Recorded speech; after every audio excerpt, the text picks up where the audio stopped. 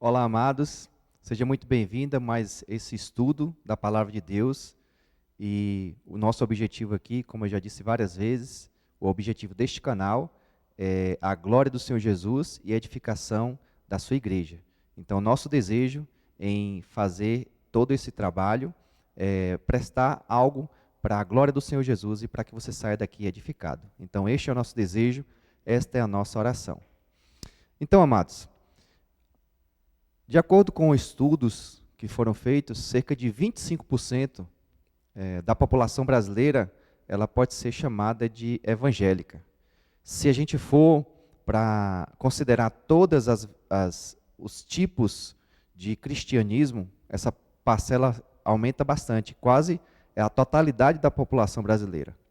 Então, nós precisamos pensar a respeito da influência do cristianismo na sociedade. E ao pensar nisso, a gente não tem visto muita diferença ou muita influência positiva em cima da nossa sociedade. Nós temos visto, por exemplo, vários exemplos ruins de pessoas que se dizem cristãs e de pessoas que se dizem evangélicas, na política, na segurança, na educação. Então, o que é ser crente? O que é ser um cristão verdadeiro? Como a gente pode saber como nós podemos ser cristãos genuínos, verdadeiros? Nós temos que olhar para o livro do cristianismo, temos que olhar para a Bíblia. E ao olhar para a Bíblia, nós vamos saber aquilo que nós precisamos corrigir e aquilo que nós precisamos também aprender. Então, amados, olhando para a Bíblia, nós vamos ver ensinamentos diretos, proposições, mandamentos, ordenanças, e nós vamos ver também exemplos de pessoas que viveram uma vida realmente piedosa, uma vida de um genuíno cristianismo. Então, vamos olhar para um desses personagens hoje, e o nome desse personagem é Jó. No Velho Testamento, tem um livro que leva esse nome, que conta a história desse personagem, desse crente verdadeiro, desse crente genuíno, e através da vida dele, nós podemos aprender como nós podemos também ser crentes genuínos e crentes verdadeiros. Então, eu quero convidar você a abrir a sua Bíblia no livro de Jó, no capítulo 1, e nós vamos ler alguns versículos nesse capítulo. Primeiramente, nós vamos ler do verso 1 até o verso 12, que diz assim: Havia um homem na terra de Uz, cujo nome era Jó, e era este homem íntegro, reto e temente a Deus, e desviava-se do mal. E nasceram-lhe 7 filhos e 3 filhas. E o seu gado era de 7.000 ovelhas, 3.000 camelos, 500 juntas de bois e 500 jumentas. Eram também muitíssimos os servos a seu serviço, de maneira que este homem era maior do que todos os do Oriente. Iam seus filhos à casa uns dos outros e faziam banquetes, cada um por sua vez, e mandavam convidar as suas 3 irmãs a comerem e beberem com eles. Sucedia, pois, que, decorrido o turno de dias de seus banquetes, enviava Jó e o santificava, e se levantava de madrugada e oferecia holocausto segundo o número de todos eles. Porque dizia Jó: porventura pecaram meus filhos e amaldiçoaram a Deus no seu coração. Assim fazia Jó continuamente. E num dia em que os filhos de Deus vieram apresentar-se perante o Senhor, veio também Satanás entre eles. Então o Senhor disse a Satanás: de onde vens? E Satanás respondeu ao Senhor e disse: de rodear a terra e passear por ela.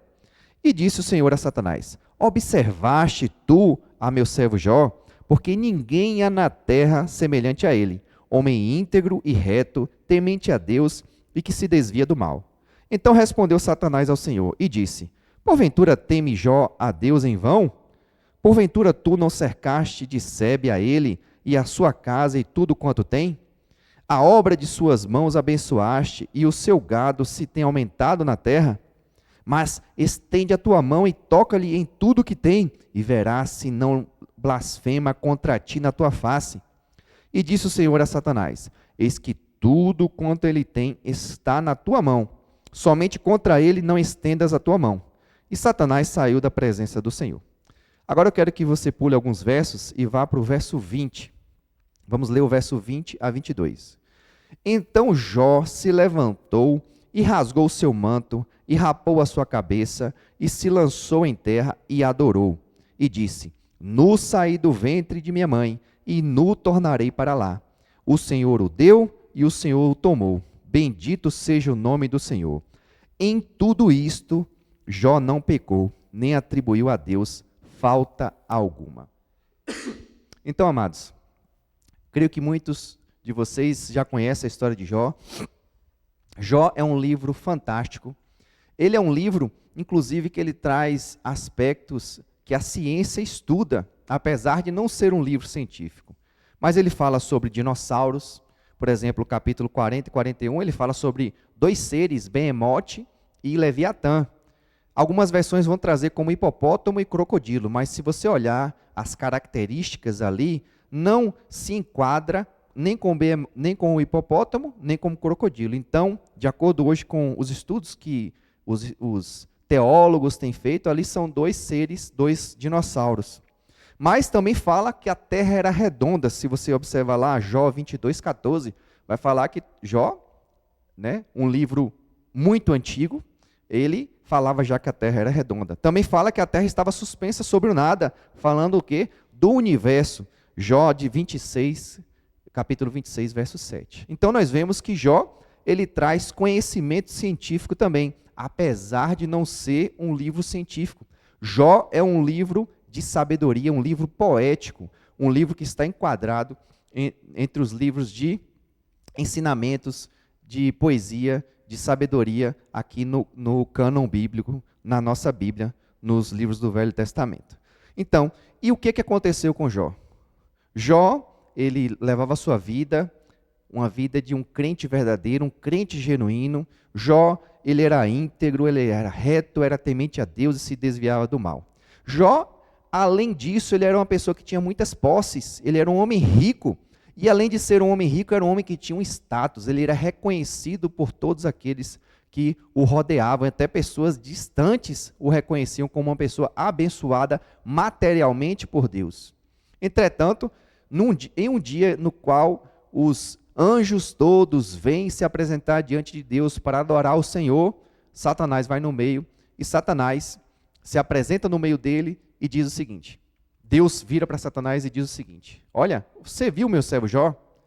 Primeira coisa a chamar a nossa atenção, o testemunho de Jó era conhecido por Deus. Então Deus se virou para Satanás e puxou o assunto e falou: olha, você viu o meu servo Jó? Você viu como ele é reto, como ele é um crente genuíno? Então Satanás fala: olha, ele só é assim porque o Senhor o abençoa, porque o Senhor abençoa ele materialmente, tira tudo que ele tem e o Senhor vai ver se ele não vai blasfemar na tua face. E Deus permite que Satanás toque, e se você ler depois os versos que nós não lemos aqui, né, do verso 13 até o 19, você vai ver que Satanás destruiu a área financeira de Jó e também acabou matando os seus filhos. Então, Satanás tocou em Jó de uma maneira que acabou com toda a fama que ele tinha, porque se duas coisas, principalmente lá no Oriente Médio e nos tempos antigos, que eram valorizadas, era uma casa cheia de filhos e uma pessoa que era bem-sucedida tendo várias posses. Então Satanás acabou com o status de Jó, acabou com a vida financeira de Jó, e nesse momento, após receber a notícia que tudo que ele tinha foi perdido, que seus filhos estavam mortos, o que Jó faz? Jó pronuncia esta frase, que é uma frase impactante: o Senhor deu, o Senhor tomou, bendito seja o nome do Senhor. Então, a gente vê o quê? A reação de Jó a tudo que ele estava sofrendo. E através dessa reação, e através da sua vida, a gente pode aprender como é que um crente genuíno, um crente de verdade, deve viver. E assim, testemunhar diante dessa sociedade de cerca de 25% dita evangélica, e também dos 75% que realmente não conhecem ainda a verdadeira maneira de se viver o verdadeiro cristianismo. Então, como nós podemos ser crentes de verdade, crentes genuínos? A primeira coisa que nós podemos aprender aqui no livro de Jó é que os crentes verdadeiros, eles buscam a Deus. Observe no verso 1. Algo passa despercebido por nós, mas eu quero chamar sua atenção. O nome de Jó, que é dito aqui no verso 1, né? Havia um homem na terra de Uz, cujo nome era Jó. O nome de Jó, ele traz um ensinamento para nós. Jó significa buscando a Deus. Ele, em seu nome, já deixava bem claro o seu modelo de vida, a sua maneira de viver. Jó buscava a Deus. Então, a primeira coisa que nós podemos aprender é que um crente de verdade, ele está sempre buscando a Deus. Algumas pessoas que dizem, não, o significado de Jó era de uma pessoa que foi perseguida, uma pessoa que sofre, mas, na verdade, o nome dele, em sua origem, significa isso. Buscando a Deus, sempre se voltando para Deus. É o significado do seu nome. E esse significado do nome de Jó nos ensina como nós devemos viver a nossa vida. Porque um crente de verdade, um crente genuíno, ele vai viver buscando sempre a Deus. Interessante também que, se você observar, tem pessoas que vão falar, não, é uma coincidência, né? Mas os nomes da Bíblia, os nomes bíblicos, dos personagens bíblicos, eles tinham duas funções. Ou relatavam algo que aconteceu no nascimento, ou eles profetizavam um modelo de vida ou algo que iria acontecer. Por exemplo, se você observar o nome Moisés, Moisés, o grande legislador, o nome Moisés significa tirado das águas, ou seja, um acontecimento. Quando ele era um bebê, ele foi tirado das águas e salvo das águas pela filha do faraó. Então, o nome dele foi por causa de um acontecimento, algo que acontece em outras passagens na Bíblia com outros personagens bíblicos. Mas os nomes na Bíblia também, eles também têm um sentido profético, algo que iria acontecer no futuro, na vida daquela pessoa ou ao redor dela. Por exemplo, o nome Jesus. Jesus significa o Senhor é salvação. Yahvé é o Salvador. Jesus significa isso. E quem é Jesus? O nosso Salvador. Aquele que entregou sua vida por nós na cruz para que nós pudéssemos ter vida eterna e os nossos pecados perdoados. Então, os nomes na Bíblia, eles têm um sentido de apontar para algo profético ou para mostrar um acontecimento que ocorreu. E o nome de Jó mostra o quê? Um acontecimento profético, algo que ocorria em sua vida. Jó sempre buscava a Deus, Jó sempre estava se voltando para Deus, mostrando que um crente genuíno, alguém que quer servir ao Senhor de maneira verdadeira, essa pessoa vai estar sempre se voltando para Deus, sempre buscando ao Senhor.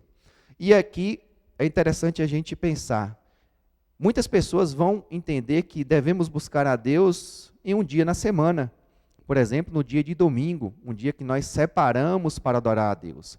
Outras pessoas vão falar que é no dia de sábado, mas o que Jó nos mostra é que não havia um dia específico para se buscar a Deus. Jó nos mostra que não havia um horário específico para se buscar a Deus. Ele sempre buscava a Deus, ele sempre estava se voltando para Deus. E um crente verdadeiro, um crente genuíno, ele vai estar sempre se voltando para Deus, sempre se buscando a Deus, não dependendo de um dia da semana, não dependendo de um horário. Então, amados, nós precisamos ter esse estilo de vida, esse modelo, esse norte para a nossa vida, se nós queremos ser crentes verdadeiros.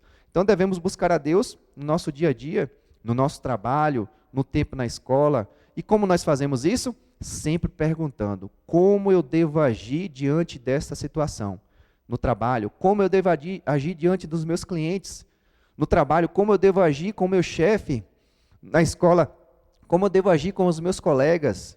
Nos negócios, como eu devo agir ao comprar, ao vender? No casamento, como eu devo agir com a minha esposa? Como eu devo agir com o meu marido? Na criação de filhos, como eu devo agir com meus filhos? E assim nós estaremos sempre buscando a Deus. E ao fazer isso, seremos crentes verdadeiros, crentes genuínos. Então, Jó nos ensina que crentes verdadeiros estão sempre buscando a Deus. E nós devemos buscar sempre a Deus. Algo interessante também a gente pensar é que muitas pessoas vão compreender que algo que, de certa forma, é fácil entender erroneamente, mas é preciso chamar a atenção. Jó, ele não buscava a Deus por ser íntegro, reto e temente. Ele não buscava a Deus por ser íntegro, reto e temente, mas pelo contrário. Por buscar a Deus é que Jó era íntegro, reto e temente. Então, é algo que passa despercebido e que, por passar despercebido, muitas pessoas às vezes confundem.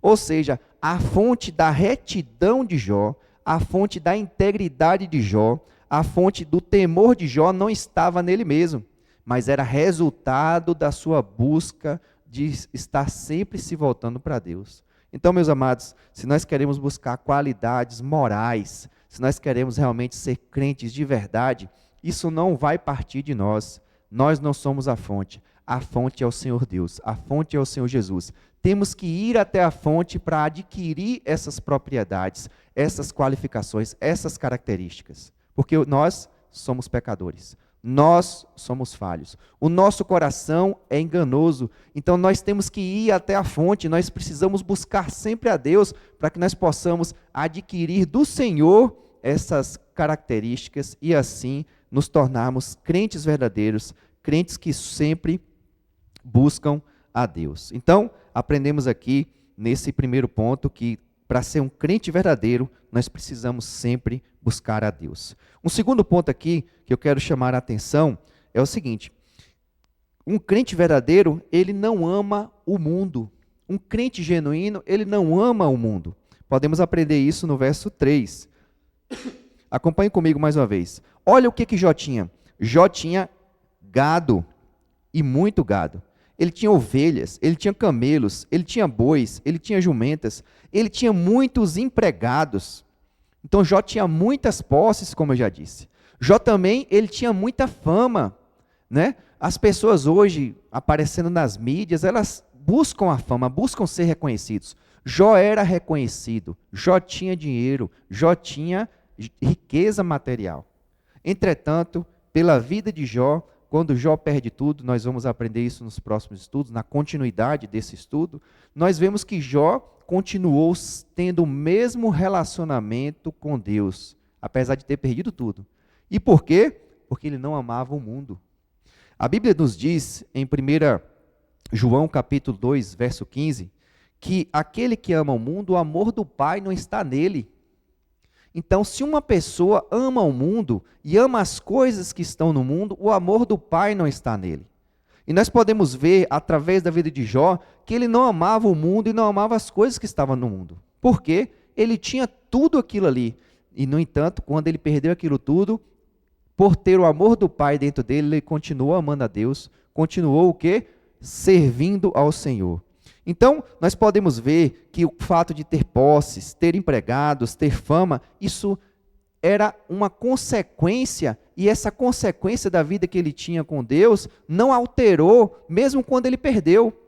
Então, o relacionamento que Jó tinha com Deus, ele não foi alterado, apesar das coisas perdidas. E é preciso lembrar aqui também o que está escrito lá em 1 Timóteo, capítulo 6, verso 10, que aqui ele fala: o amor ao dinheiro é a raiz de todos os males. E muitas pessoas entram por essa vereda.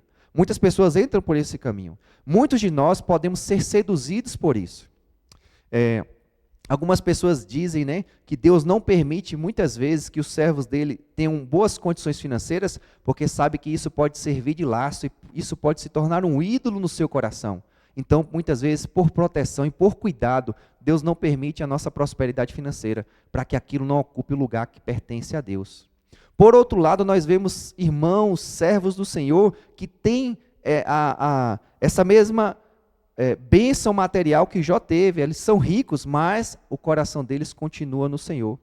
Então, meus amados, o que Jó nos ensina? Jó nos ensina que um crente de verdade, ele não ama o mundo e nem as coisas que estão no mundo, porque ele sabe o risco que ele corre.